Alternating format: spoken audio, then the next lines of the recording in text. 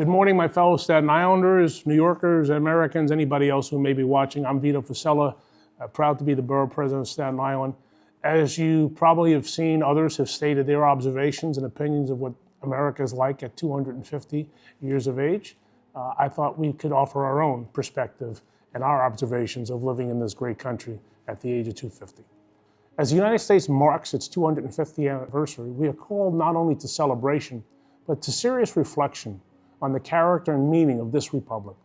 America remains a singular experiment in human history, a nation deliberately founded upon the proposition that all men are created equal and endowed by their Creator with unalienable rights. What distinguishes America is not the absence of its faults, for every human society bears them, but the depth of its commitment to liberty and the extraordinary sacrifices made to secure and preserve it. From the snows of Valley Forge to the beaches of Normandy and beyond, generations of Americans have risked their lives and fortunes in defense of freedom. This willingness to sacrifice for a principle larger than oneself is rare in the annals of nations. Central to America's exceptional character is the right of citizens to hold and express their own opinions without fear of reprisal. Here, a man may disagree with the government, with prevailing opinion, or even with the spirit of the age. And he need not fear the dungeon or the executioner. Their freedom of thought and speech is not a small thing. History teaches us, often in blood, that in many regimes, particularly those animated by communist ideology, to dissent from the rulers is to risk imprisonment, exile, or death. The contrast could scarcely be more stark. In America, one may criticize the powerful and still sleep safely in one's home. In too many other places, such dissent has been and remains a mortal hazard. Equally remarkable is Americans' tradition of religious tolerance. From its founding, the United States rejected religious establishments and offered a refuge for believers of all faiths and those of none. Catholics, Jews, Protestants, Muslims, Hindus, and countless others have worshiped freely here in many ways often denied them elsewhere.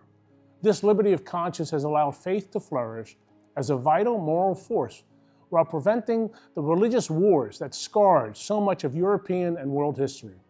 No less extraordinary is America's economic achievement. Over 2.5 centuries, the United States has built the largest and most dynamic economy the world has ever known.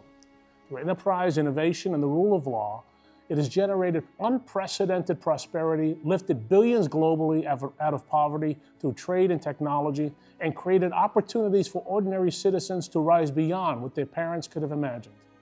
This economic vitality is not an accident of geography, but the fruit of a system that rewards initiative and protects private property.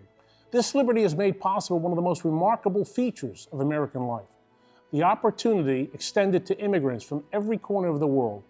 For 2.5 centuries, men and women have come to these shores and found the chance to rise according to their industry, talent, and character. Few nations have so successfully turned strangers into citizens and dreamers into builders. America has known grave sins, including the evil of slavery and the long shadow of racial injustice. Yet, throughout our history, we have not been blind or indifferent to our imperfections. In fact, our nation has shown a capacity for self-correction, grounded by the words of the preamble to our very own Constitution to create a more perfect union, and we have endeavored to do so for 250 years. Our republic has confronted its failures with seriousness that few regimes have matched. As a force of liberty, the United States has few equals. It has stood against tyranny in its most brutal forms, fascism, communism, despotism, and has offered hope to those who yearn for self-government. At 250 years, America is not a finished product, but a continuing endeavor. Its genius lies in the permanent truth that it enshrines, that free men and women, under the law and guided by virtue, can govern themselves and create a society worthy of human dignity. Let us then approach this anniversary with clear eyes and grateful hearts, resolved to preserve what is good, to repair what is broken, and to transmit to the next generation the extraordinary inheritance of freedom that is our common birthright.